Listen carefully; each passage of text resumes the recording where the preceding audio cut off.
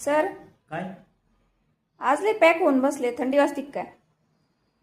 थंडी तर वाजतीये आणि आज बाहेर पण जायचा विचार नाही. काय नगरमध्ये एवढा पाऊस झालाय की बाहेर जायची इच्छाच नाही.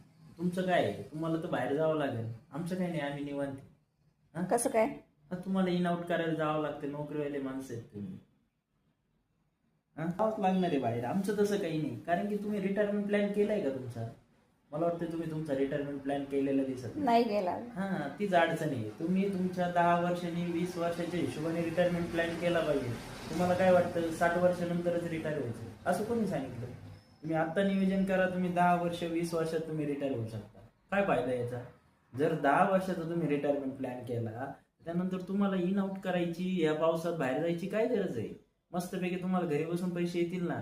हा, आणि जरी तुम्हाला कामाला जाऊशी वाटलं तर तुम्ही तुमच्या चॉईसनी जाणार आहे, ना की तुम्हाला बळजबरीने कामाला जावं लागणार, असं काही विषय नाही. त्यासाठी तुम्हाला तुमचा रिटायरमेंट प्लॅन करायचा असेल तर आजच संपर्क करा. आपण तुमचा रिटायरमेंट प्लॅन करू. म्हणजे पुढच्या पावसाळ्यात किंवा 10 वर्षाच्या पावसाळ्यात असंच भिजत भिजत कुडकडत इन आउट करायला जाऊ नका.